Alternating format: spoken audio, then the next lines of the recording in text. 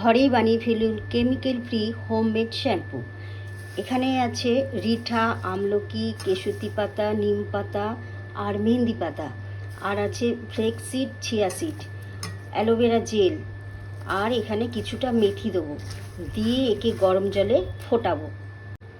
আমার কাছে মেথি পাউডার ছিল, তাই খানিকটা দিয়ে দিলাম। একটু চায়ের পাতাও দিয়ে দিলাম। এবার বেশ খানিকটা জল দিয়ে নেড়েচেড়ে একে একটু ফোটাতে হবে। এই শ্যাম্পু কিন্তু বেশি দিন স্টোর করে ব্যবহার করা যাবে না।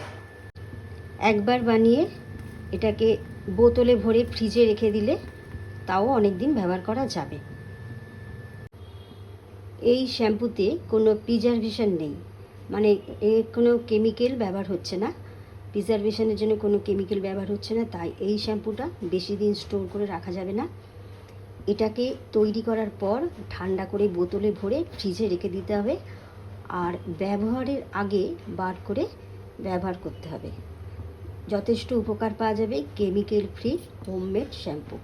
আপনারাও বাড়িতে বানিয়ে ব্যবহার করতে পারেন ইজি। সব মেটেরিয়ালগুলো বা সব ইনগ্রিডিয়েন্টসগুলো আপনার হাতের কাছেই পাবেন, বাজার থেকেও কিনে নিতে পারেন। এই শ্যাম্পু ব্যবহারের সময় কেমিক্যাল বেস যে সমস্ত শ্যাম্পু আছে তাতে যে ধরনের ফেনা হয়, সেই তুলনায় এই হার্বাল শ্যাম্পুর ফেনা কিন্তু অনেকটাই কম হবে, কিন্তু আপনার চুলটা পরিষ্কার হবে। একবার কষ্ট করে বানিয়ে ফেলুন, বানিয়ে ফ্রিজে স্টোর করে রেখে দিন, এবার অনেক দিন ব্যবহার করতে পারবেন।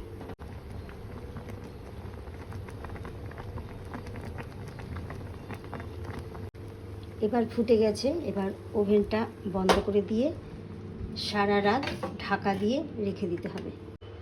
এটা ঠান্ডা হয়ে গেছে। রিঠা শিকাকায়ের বীজগুলো আলাদা করে এইটাকে ভালো করে, এবার এটা ছেঁকে নিতে হবে ভালো করে ছেঁকে মিক্সিতে পেস্ট করে এর সঙ্গে মিলিয়ে দিলাম। এবার একটু ফোটাতে হবে, ফুটিয়ে ঠান্ডা করে বোতলে ভরে ফ্রিজে রেখে দিলে অনেক দিন ব্যবহার করা যায়। এতে মেথি, আমলা রয়েছে, চুলের পক্ষে খুবই উপকারী, চুলের গোড়াকে শক্ত করে।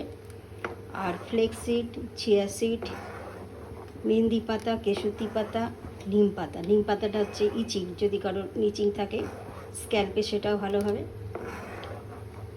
এরমভাবে বাড়িতে তৈরি করে নিজেরাই ব্যবহার করুন herbal made shampoo, home made herbal shampoo.